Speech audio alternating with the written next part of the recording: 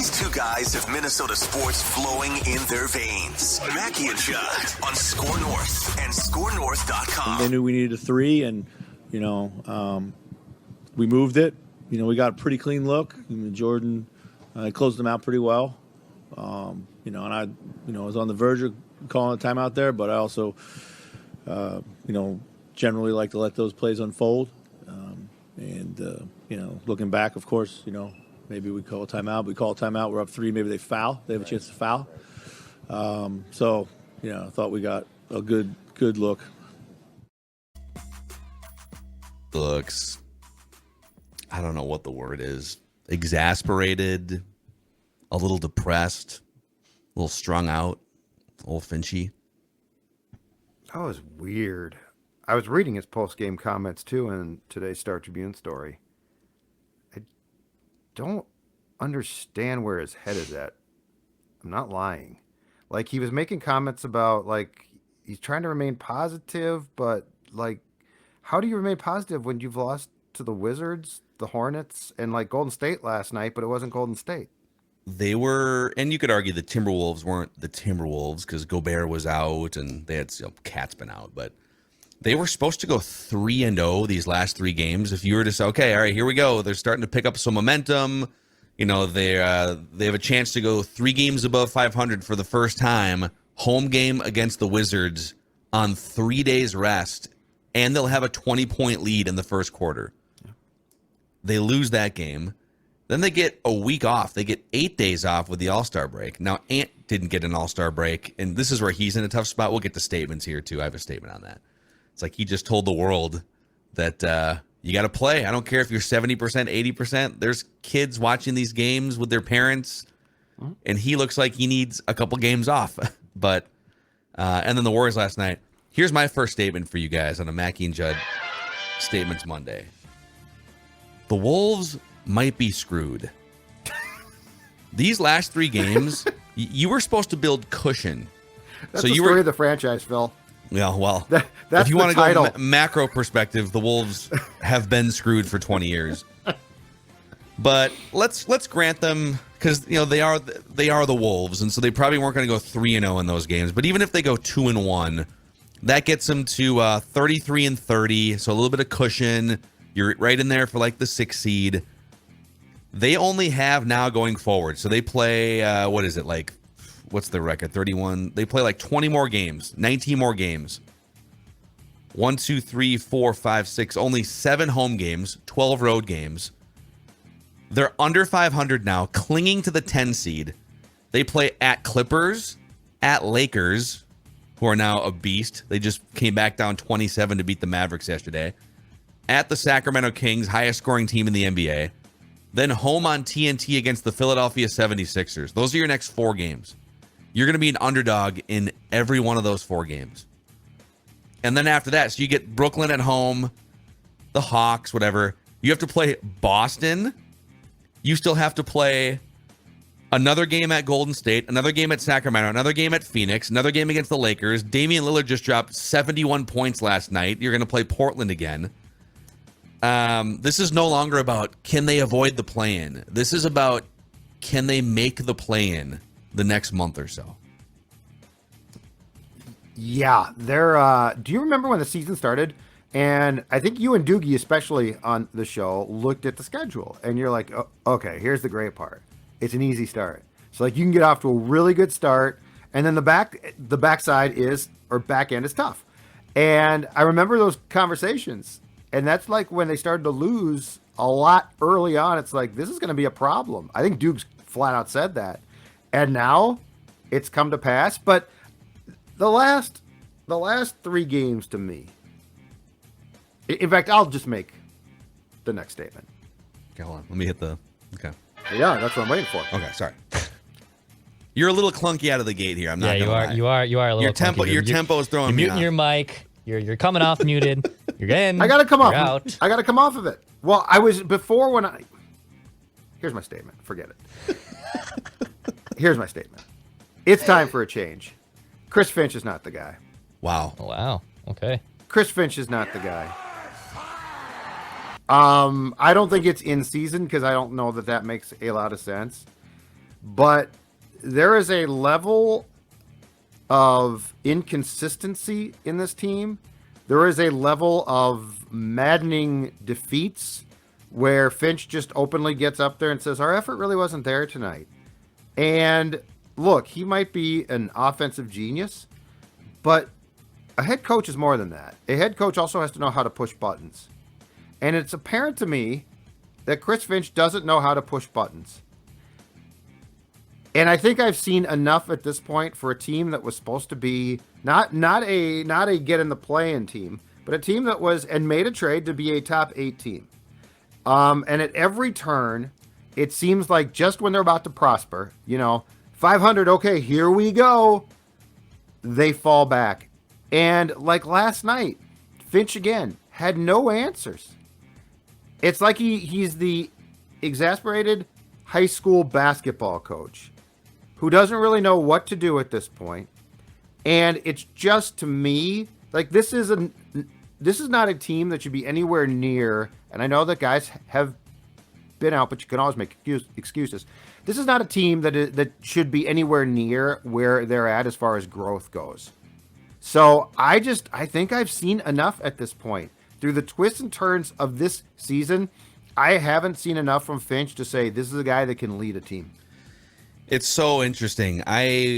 Last year he did such a great job with, kind of an eclectic group of players, right? Jared Vanderbilt is this sort of Swiss Army knife, and you had Patrick Beverley and his whole personality and getting everything to gel. Anthony Edwards and D'Lo and Cat, and even the Wolves, I think, were the highest scoring offense in the NBA last year. If you're Finch, you could say, well, the thing that I did do a good job coaching, new guy came in here and blew the whole thing sky high, and I don't think they make that trade if Finch isn't also pushing for it. And I had heard that Finch was not like averse to the trade. So he signed off on, hey, if we make this trade, can you make this happen on the court? And he said yes. The other thing he might point to is, well, Karl Anthony Towns, even though he has some things that drive us crazy, has been out for like 3.5 months. So we've never even really gotten a chance to put this thing together the way that. So those are the sort of the excuses that he would have, and they would be valid, right? But on your side of things, Judd, I'm watching him last night, and they blow the lead initially. Then they build the lead back up to like 12 in the fourth quarter, and then that lead goes away. And he's just on the sidelines looking like Mr. Magoo, right? The high school basketball coach. The word I would use is uninspiring. Things are happening, and he's just kind of like pursed lips, and he looks frustrated. And I wondered this out loud with Kyle Teige on Flagrant Howls, which comes back today, by the way, after a little hiatus during the All-Star break. I just wonder, is Finch a really good top assistant, an offensive-minded top assistant, sitting next to a Steve Kerr, sitting next to, pick your top coach in the NBA, an Eric Spoelstra or somebody. And they don't really have anyone. If you were to make that move in season, they don't have anyone on that bench right now that has they don't have like a Kenny Atkinson or somebody that can come in and who has coached egos and been a NBA head coach before. So I don't know, man. Dex, what's your first statement? You got it. My first statement is no nights off. So I was able to watch that game on the plane ride coming back. And I believe the ESPN crew basically in the first half intermission ripped Anthony Edwards basically for not showing up, right? 4 points. I think just 4 points in the first half. Finished with 9 at game end. Like one of his worst performances of the season. And I love Naz Reid. Like Naz Reid goes off, right? Scores a career high in points. That's great. Naz Reid can't be your best player on the court and expected to be taken seriously to make a playoff run. Golden State's banged up with injuries too, for sure, right? They're without Steph. Heck, they might be a bubble team to even get in the play-in too. I think they'll probably be there because knowing Golden State, they know how to win in crunch time. But Naz Reid can't be your best player on the court. He's a phenomenal story. He's probably could get a big payday here if he hits free agency or wherever he wants to go. But Anthony Edwards has to show up. And a 9-point clunker like that, I'd rather see Anthony Edwards have a slightly off night, maybe like 18, 20 points, and see Naz Reid be the guy, and Anthony Edwards can't make a shot, can't do anything. Anthony Edwards, things have to flow through him right now. Cat's out. So if Anthony Edwards is off and Naz Reid's having your best game, I can't really take the Wolves seriously as a threat to make a deep playoff run.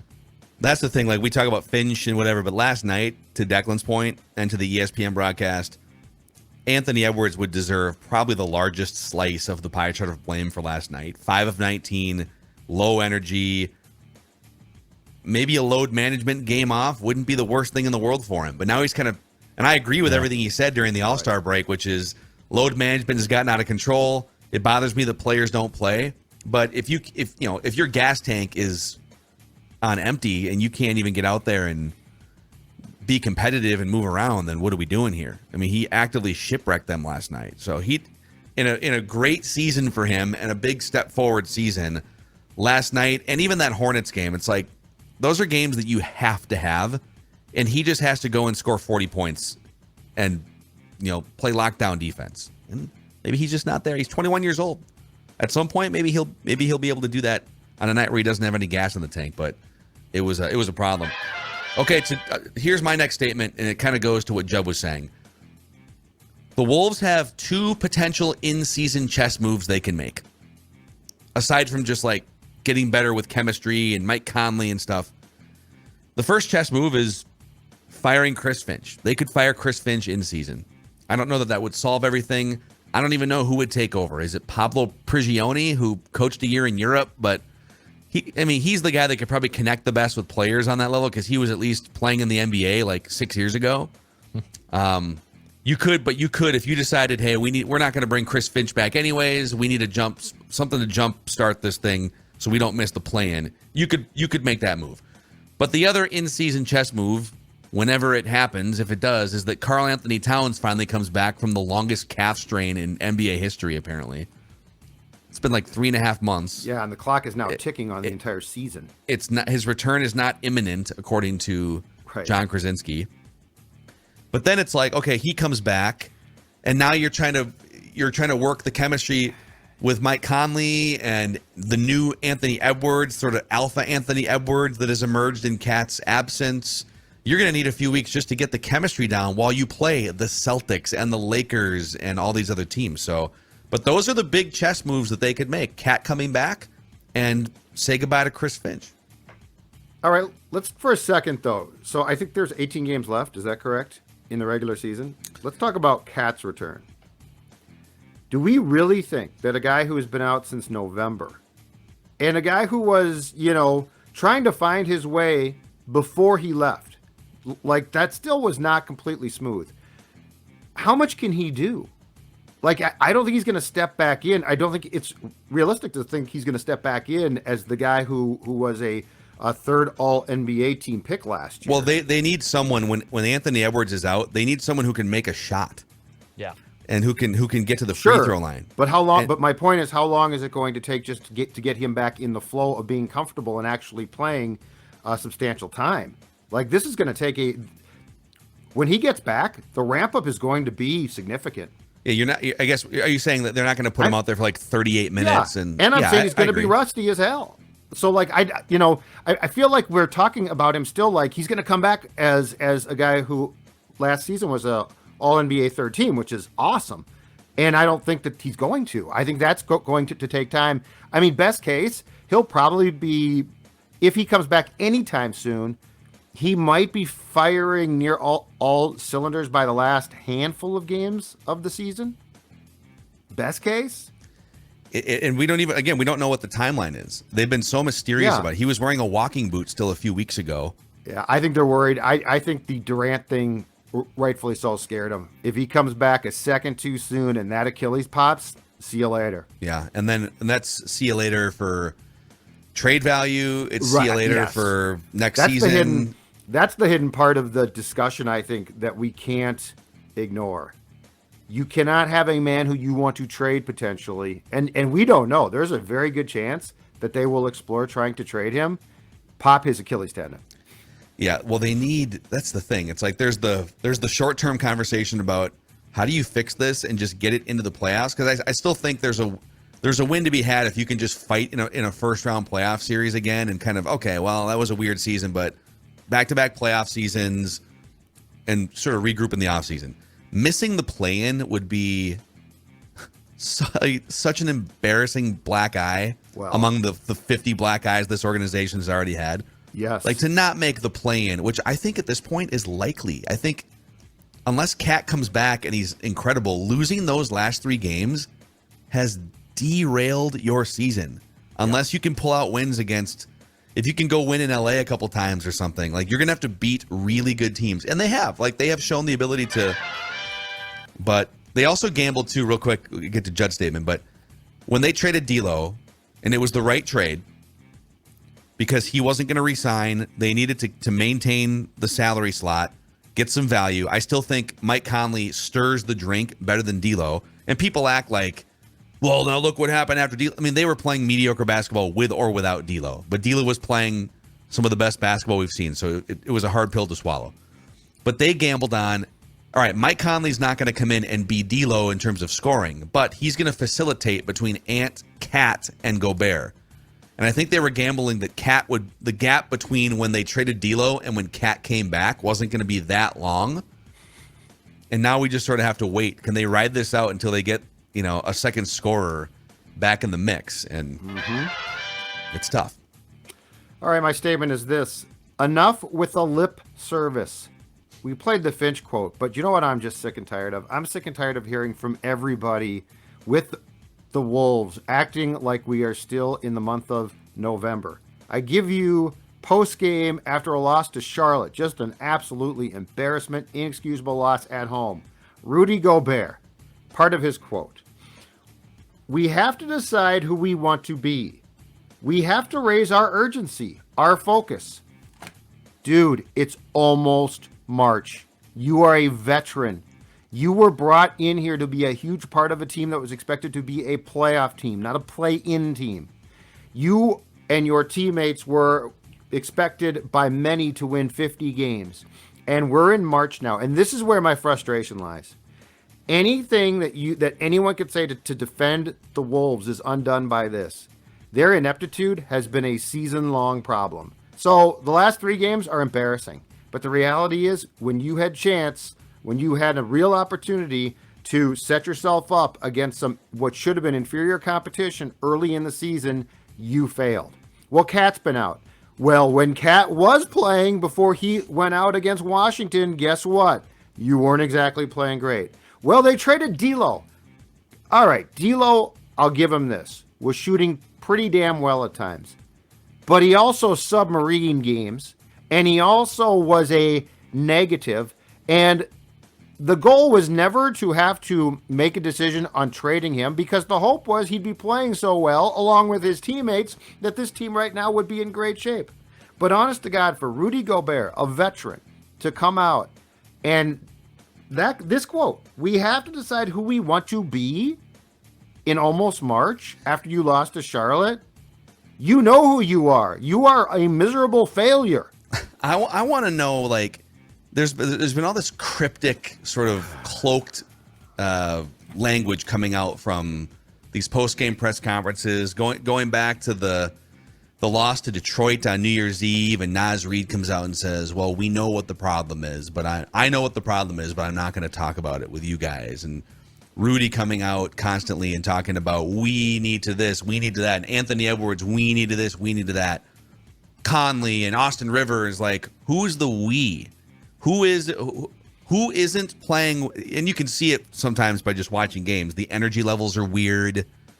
They'll just like get a lead and then start coasting. I think some of it's Anthony Edwards being young and immature and not understanding that, dude, like, even though this has happened a million times in your young NBA career, yes, teams can come back when you have a 12, 15, or 20-point lead in the NBA. I would love to know, are people upset with Rudy because he can't catch a pass in the paint?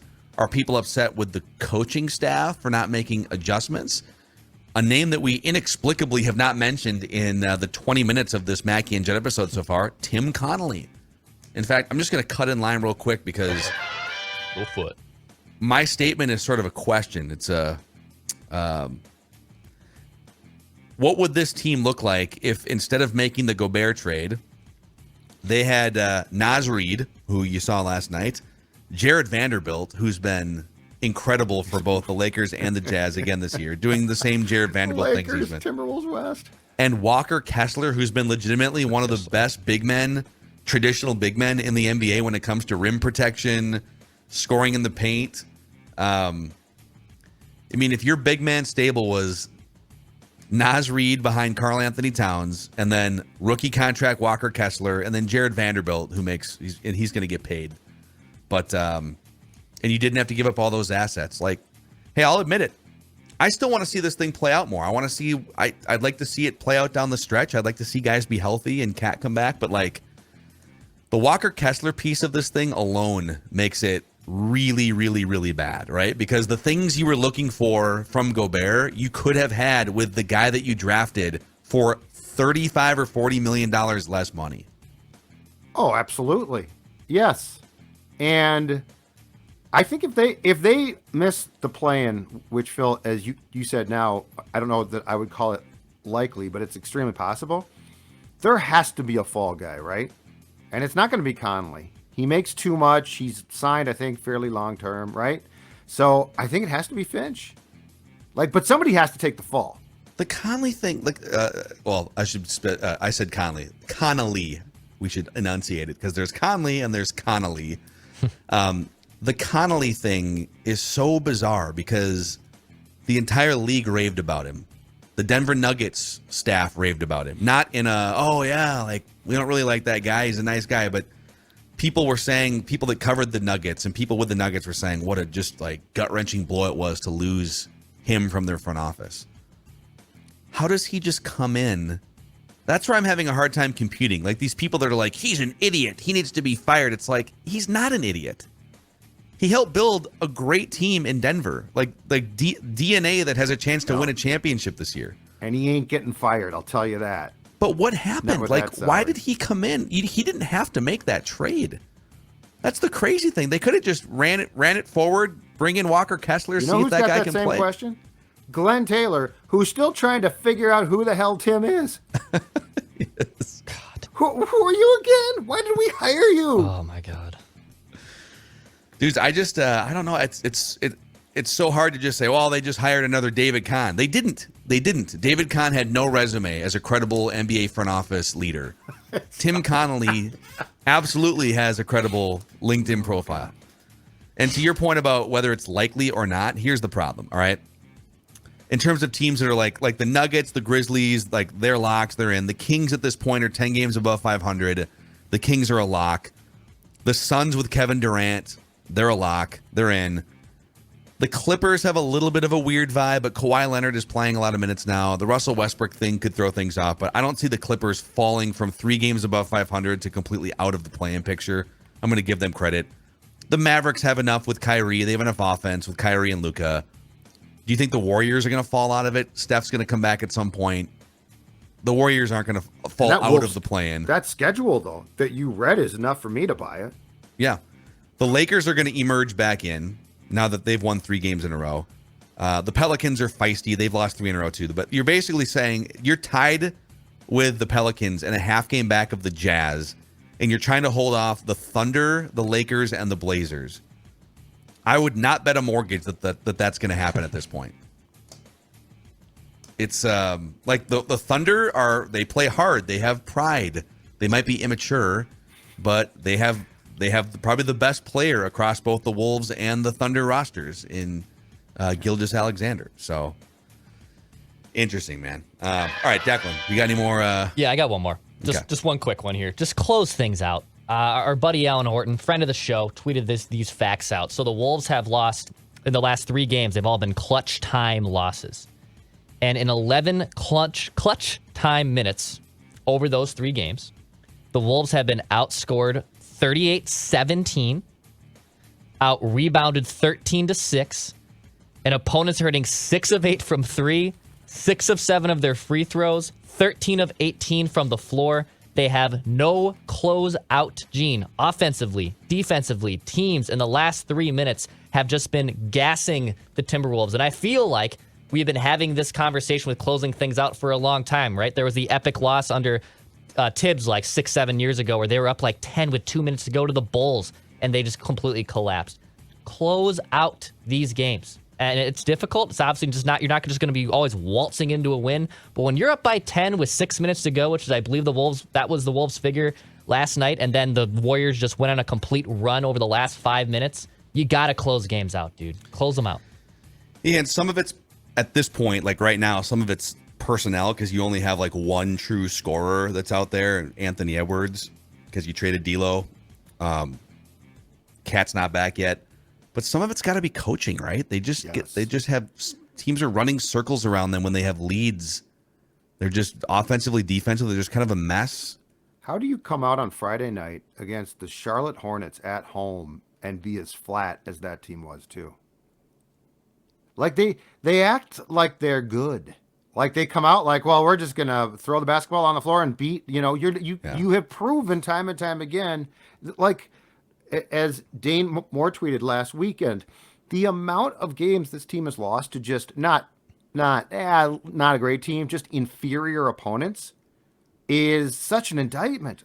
Like, so imagine if you had won half those games where you are right now because the Western Conference is tight. Well, they've lost 8 games to the 5 worst teams in the NBA. That would be the Rockets, Spurs, Hornets, Pistons, Magic. If they were to, so no one's saying 8-0 in those games. Right? That'd be nice, but you're probably not going to go 8-0 in those games. Right. If you were to have gone 5-3 in those games, you'd be 36-29, which would put you 4th right now in the Western Conference. Solidly 4th in the Western Conference. Well, not solidly. You'd be like a game up above the Suns and the Clippers. So. And now if you lose to Boston, which you probably will, it's not as detrimental. Yeah, it gives you some cushion. Yeah, you've got a little bit of room. Not a lot, but a little bit of room. Yeah. So, all right, well, that was an uplifting portion of statements here on Mackey and Judd.